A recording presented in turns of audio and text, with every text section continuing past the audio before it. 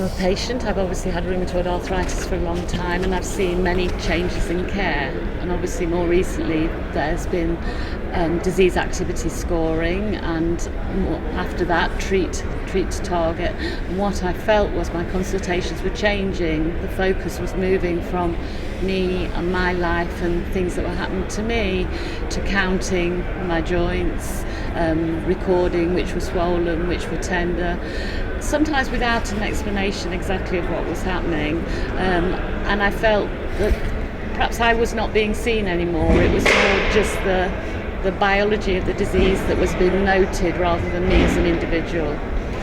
And it sounded like you felt that when a clinician would take that approach, they may be missing important elements of the patient's condition, of your condition.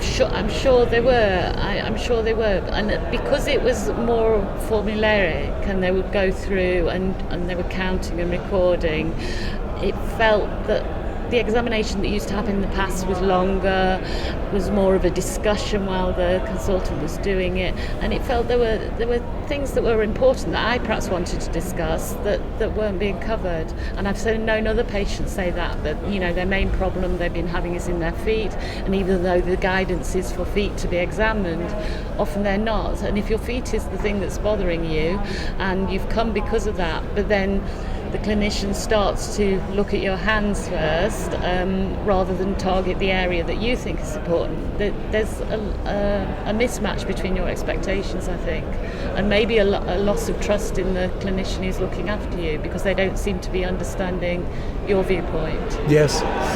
It seems like the main tool that's used today to try to get at that aspect of the patient condition is the patient global assessment. Yes.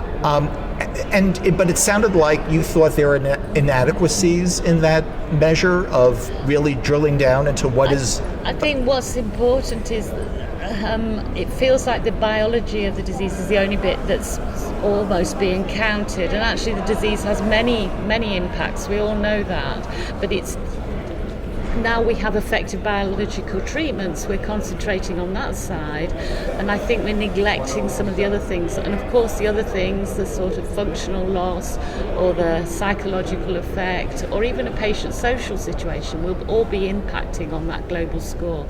Even if it's said to the patient, the global score is as related to your rheumatoid, it's very hard for a patient to separate out which bits are from the disease and which bits are from the effects the disease is having on their life, and yes, even how things outside in their life may impact on the disease. Yes. So have you thought of what would be a good solution to this, or at least a start toward trying to address this?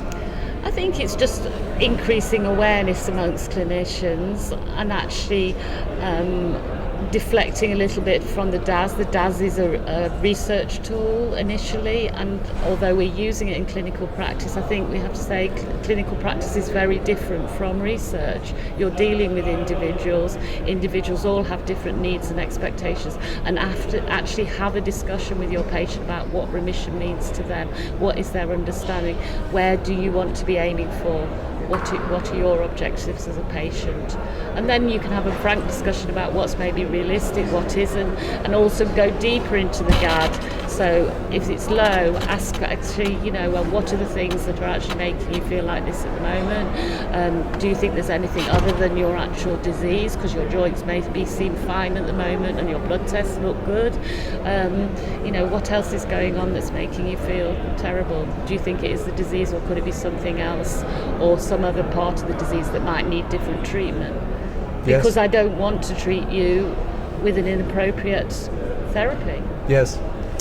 One last thing, it strikes me that what you just described and the way I thought about it, that the solution boils down to the clinician spending more time with the patient. I agree. And particularly with yourself as a physician, maybe you can address, there are a lot of social and economic pressures on physicians to not spend that much time. I agree with that, but I think what would happen is time spent early on getting to know that individual patient, what's important to them, what their home situation is, what their risks are for anxiety, depression, would save time later. And actually, if you're treating patients and you'll keep changing their biologics, you'll keep bringing them back very frequently, and actually if you can find out what the problems that really are impacting on them are early on, you will save time later on. So there's got to be some energy in the beginning to save time later.